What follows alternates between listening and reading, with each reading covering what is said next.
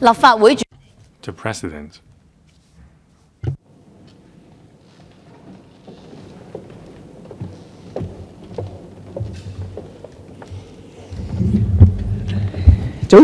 Good morning, members, government officials. This Council now resumes the motion debate on enhancing the governance efficacy of civil service. Ms. Nixie LAM, you may now speak on the amendments. Thank you, President. I thank Mr. WU Yingpeng, Cho-kwong Siu-chung, Cho-kwong, and Dennis LEUNG for their amendments. They have enriched my motion concerning the performance appraisal enhancement scheme for civil servants, procurement, as well as the monitoring of the civil service. As mentioned by Mr. CHAU Siu-chung and many other members, the Hong Kong civil service has been ranked the second most efficient in the world. This is hard to come by. That's the results created by a team of diligent civil service. But as the Chief Executive said, there is only room for improvement. So if the wave of AI and ever high expectation on the civil service, we must enhance the efficiency of the civil service with the assistance of AI. Now, I have been visiting the Shenzhen government's efforts to apply AI together with the government. Now, through the use of AI and streamlining of workflow, convenience has been improved for businesses and residents. So I agree that we need to strengthen the appraisal program and training. Now, recently, the government has launched the Government Governance Talent Nurturing Scheme to train up civil servants on several fronts. This is good. This is a systemic approach to enhance civil servants' understanding of the developments in the international world and the country so that we can formulate better policies. Now, Mr. Dennis LEUNG mentioned that we need to arrange more duty visits and training courses and attachment programs. Now, I agree. Being stranded to the office for a long time will make our mind rigid. Only by visiting other places and learn from other governments' experience can we learn good practices. Now, Mr. WU Yingpeng said we need to have a fair appraisal and reward and punishment system. Now, I agree with that as well. However, I think a balance is important. If the requirements are too frivolous, then civil servants will be bogged down in paperwork and have less energy to spend on serving the public. Now, the government is now formulating the first 5-year plan. There are lots of tasks, including attracting businesses and developing the NM. Attracting private market talents into the government will help the government implement the measures. Now, Mr. Cho-kwong said that we need to have a fault tolerance mechanism to change the mindset. Now, that is also in alignment with my motion.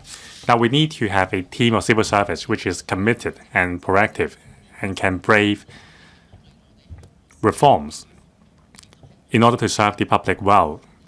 That's the must-have requirements of civil service in the new era. I urge members to support the motion and the amendments. Under Secretary for Innovation Technology Industry, President, I thank Ms. Nixie LAM for moving the motion. I also thank Mr. Cho-kwong, Cho Siu-chung, WU Yingpeng, and Dennis LEUNG for their amendments. I also thank the 36 members for their speeches. They have raised a number of constructive views concerning enhancing government civil service, as well as digitalization of public service.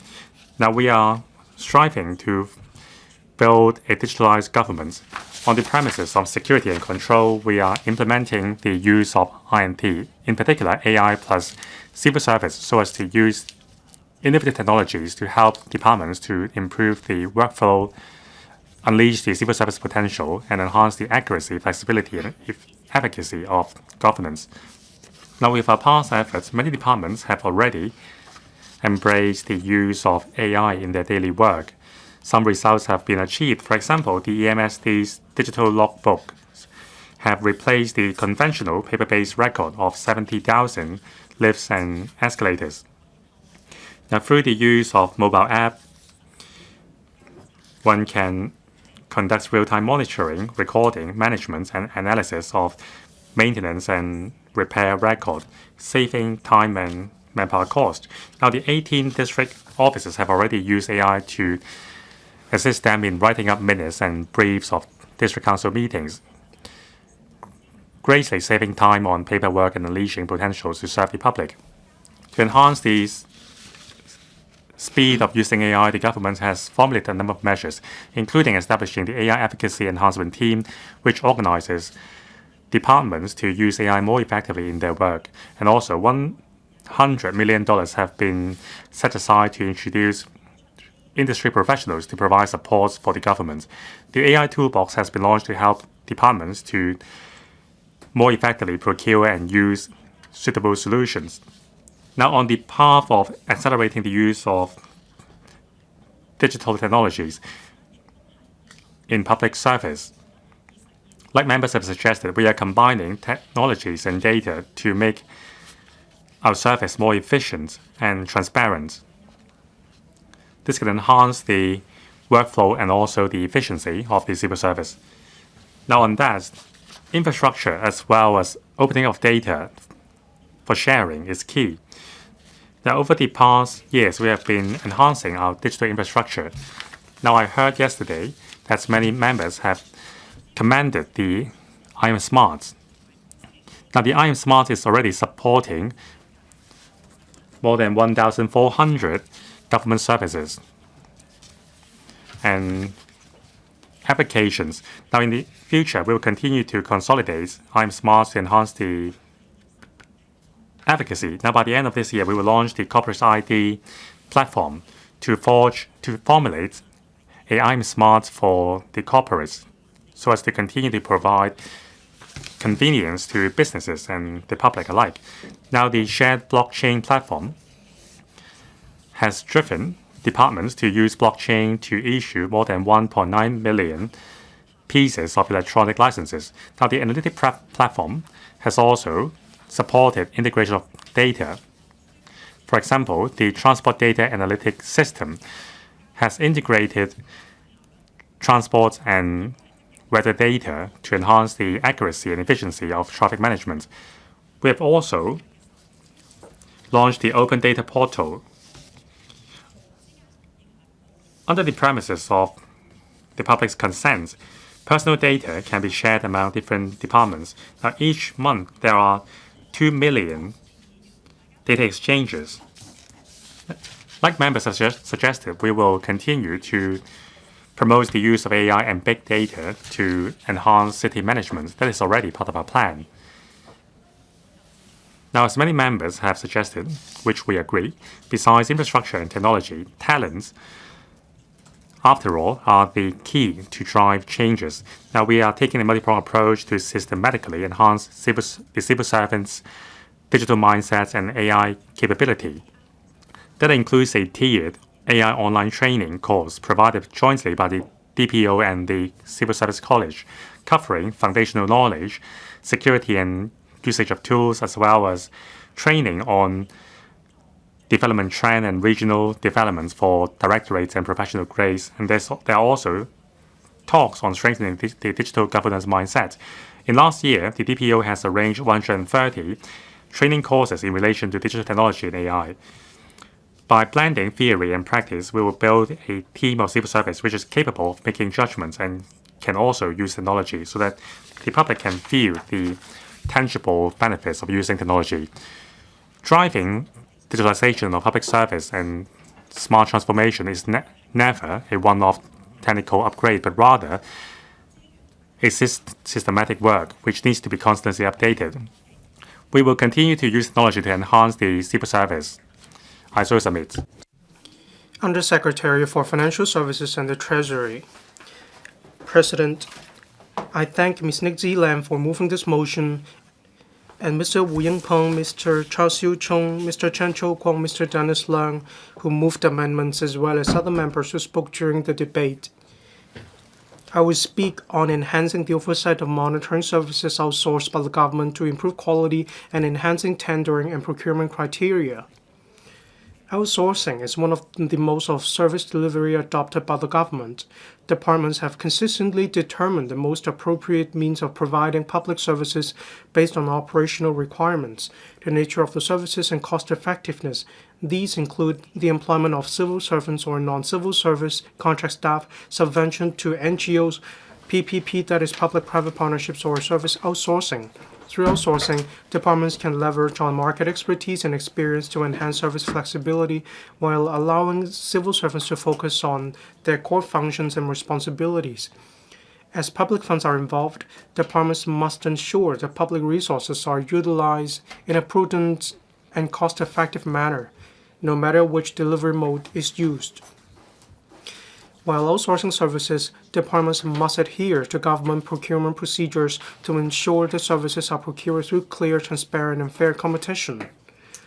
The government has always upheld a quality-first approach in procurement to ensure value for money and the proper use of public funds. Our procurement system is flexible. It enables departments to formulate appropriate contract requirements and tender terms tailored to operational needs, service nature, and market conditions. Bidders must meet all essential technical, functional, and quality requirements before their bids are considered. Otherwise, they will not be awarded a contract, however competitive their bid price may be. I must emphasize that outsourcing a service does not mean outsourcing the associated responsibilities. Upon awarding an outsourcing contract, departments must effectively exercise their gatekeeping role and manage the contract rigorously.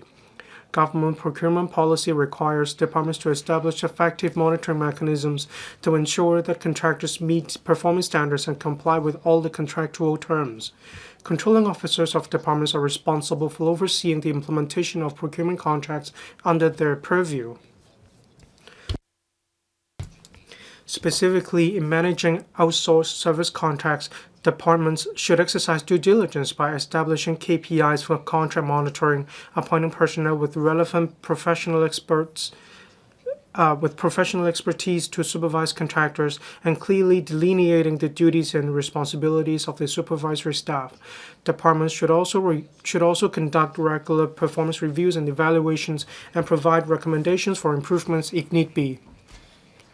We also require departments to take decisive and prompt follow-up actions when a contractor's performance falls short of expectations by asking the contractor to explain, make improvements, and strengthening oversight to ensure that the government's interests are protected. If the contractor's performance does not improve, government contracts also grant departments sufficient authority to take appropriate follow-up actions, including requiring the contractor to make improvements, withholding payments, or even terminating the contract. President, each department will continuously review the ways in which it delivers public services in light of market developments and operational needs. We will continue to improve procurement and contractor oversight mechanisms to help departments identify suitable outsourcing services, thus further enhancing the efficiency and quality of government operations. I so submit. Thank you, President. Secretary for the Civil Service. President, yesterday, a total of 41 members spoke on this motion. I thank Ms. Nixie LAM for her motion and also the 4 members who moved their amendments. I also thank other members who have spoken. At the motion debate, members expressed concern on a number of issues, including the mindset of the civil servants, meaning bold action, taking responsibility, and breaking new ground. The members also commented on rewarding, promotion, and training, etc. And I'll give a response to each key area. Members stressed the need for a sense of ownership among the civil service. I agree. That's why we established the Heads of Department Accountability System and the associated 2-tier investigation mechanism. The HOD accountability system is more about the responsibility of the heads of department, but that also has a positive effect for the civil service at large. The merit is that under the leadership of the heads of department, there will be proactive leadership, and this will lead to greater efficacy. Heads of departments will have to create a proactive organizational culture. At different levels, there will have to be suitable delegation, supervision, and management mechanisms to ensure effective steering.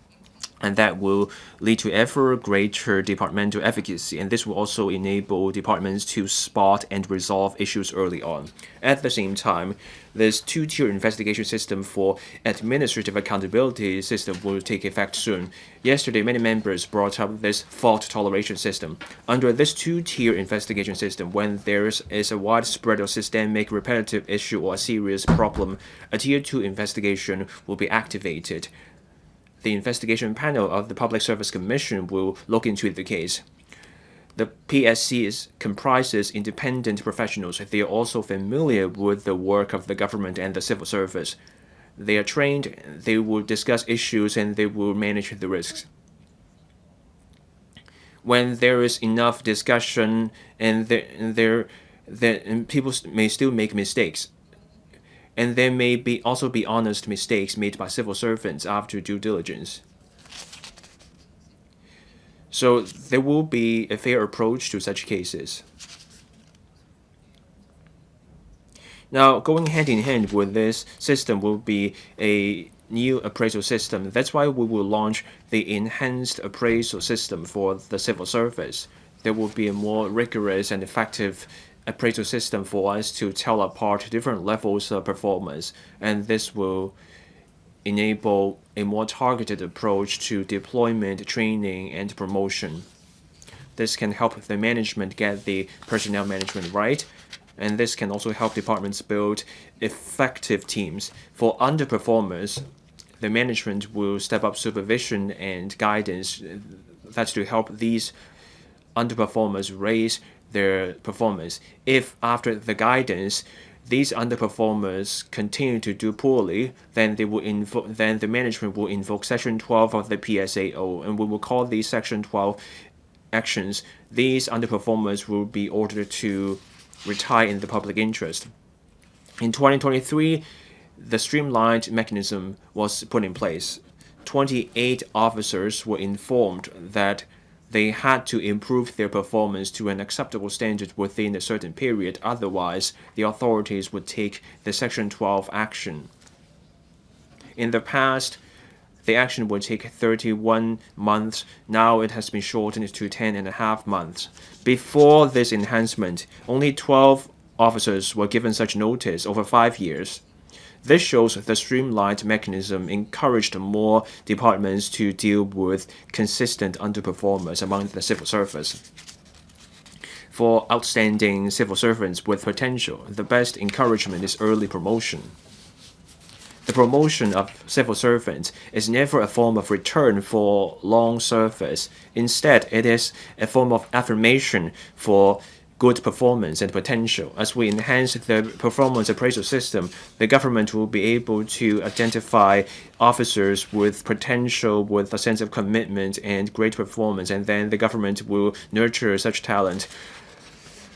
The training of civil servants is by merit alone. We look at the conduct, performance, and competence of civil servants. The government will look at the prevailing operational needs and the talent of civil servants. And there will be different ways to select different civil servants for different posts. For directorate posts, these posts are mostly filled by internal performance. This is to ensure the leaders will have rich administrative experience in leadership. And it is also meant to provide a clear career ladder for civil servants. This is vital for the attraction and retention of talent. Effective governance requires that we bring in people with specific experience, expertise, or leadership for certain needs. Open recruitment is one mechanism to enlarge the talent pool in the government. For certain areas, we can bring in new thinking and expertise. This is not meant to be a substitute for the existing internal promotion system. We have no plans to regularize open recruitment. We look at a range of factors such as the prevailing needs and the talent pool at the moment. Members also stressed the need for rewarding civil servants. In my opening remarks, I mentioned the changes the current government brought in. For civil servants with a good rating, there were suggestions about rewarding them. Given the over-generous performance ratings given now, Once the enhanced appraisal system is in place and pays off, meaning we can tell apart the truly competent and outstanding civil servants, we will consider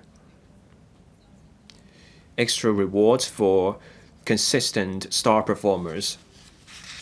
I'm very grateful for members' comments on training for civil servants. As I said in my opening remarks, the Civil Service College has arranged different kinds of training programs and exchange programs for civil servants to learn more about national development, and this is to enhance civil servants' strategic thinking and their global vision, and this will enhance their leadership skills. Technology moves fast.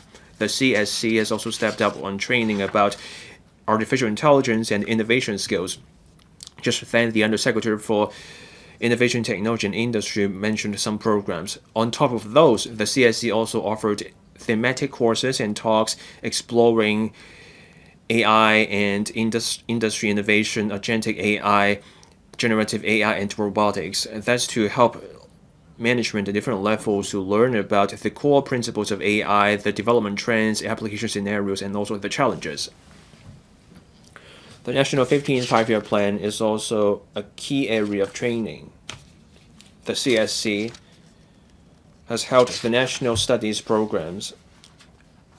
The 15th Five-Year Plan is now made part of those programs. In mid-May, the CSC held talks involving experts giving talks on the spirit of the 15th Five-Year Plan. They also elaborated on the key points of the National Development Planning Law. They also discussed what that meant for Hong Kong. The talks are now online, meaning people can check out the videos. The CSC has also launched a website on developments of our country, so there are essays and video clips discussing our country's development trajectory and the key points of the 15th Five-Year Plan, as well as the role of Hong Kong in this process and the opportunities for us. Civil servants will be able to learn about the 15th Five-Year Plan, our country's development, and also the strategic planning of the 15th Five-Year Plan. The CSC will keep up such work. The training will go on. On top of the training about the mindset, we will also take into account the world's development and Hong Kong's needs. We will continue to provide effective and useful and appropriate training for civil servants. Civil servants are the backbone of the government. They are responsible for advancing Hong Kong's first five-year plan. We have to focus on both institutions and talent.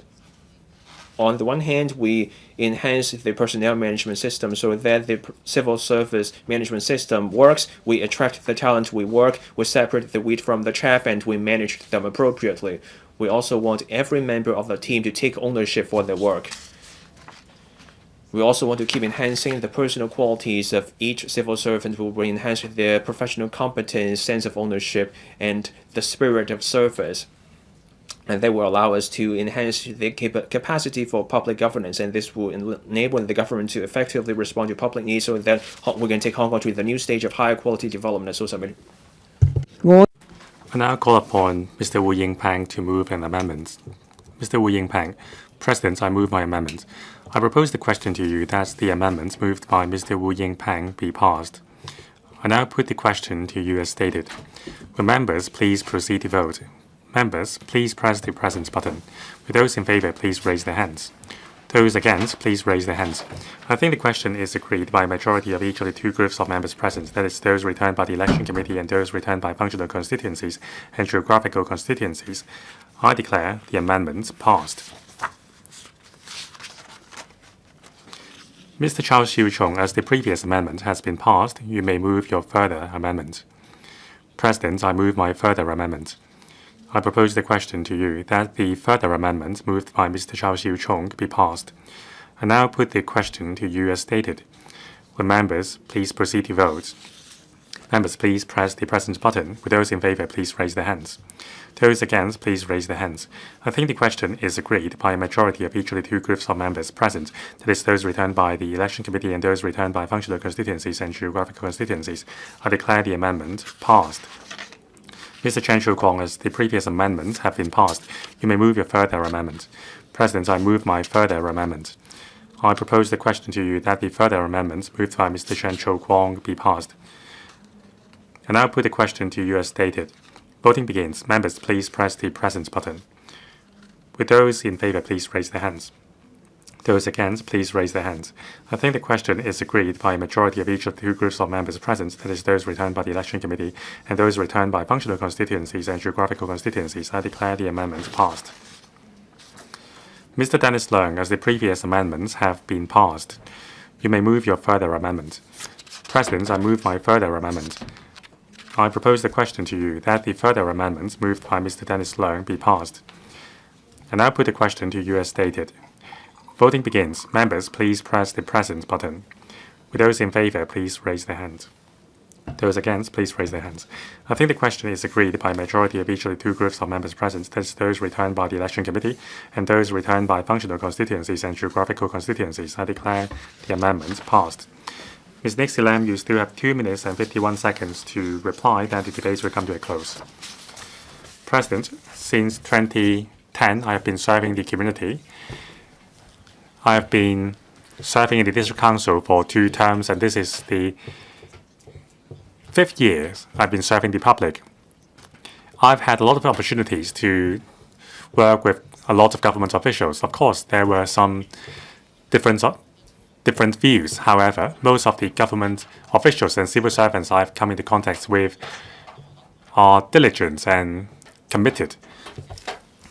Now, I was invited to become a panel member of the Civil Servants Commendation Scheme, and I saw many civil servants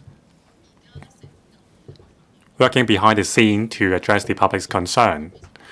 Now, the insufficiency in the civil service is deep-rooted. There are historical factors, and there are also changes in demands of the public. There are also deep-rooted issues in the system. It is impossible to address these insufficiencies with short-term measures. I thank the 41 members to speak on my motion. Many examples were given to show that there are departmental barriers which have to be broken down. We need to reform with digital technology and strengthen supervision. Now, the Council, as well as the public as a whole, have very high expectation on the civil service. We hope that the civil service can be more committed and that there are more good policies to serve the public. Now, the first 5-year plan is being formulated. We are consulting the public, so I hope the government would take into account of our views and incorporate them in the 5-year plan and set specific targets for the civil service. I look forward to collaborating closely with the executive branch of the government. The civil servants should bear in mind their mission and stay committed and loyal to the public and inject impetus to Hong Kong's growth. I so submit. I now put the question to you that the motion moved by Ms. Nixie LAM as amended by Mr. WU Yingpeng, CHAU Siu-chung, Cho-kwong, and Dennis Leung be passed. Voting begins. Please press the present button. With those in favor, please raise their hands. Those against, please raise their hands. I think the question is agreed by a majority of each of the two groups of members present, that is, those returned by the election committee and those returned by functional constituencies and geographical constituencies. I declare the motion as amended passed.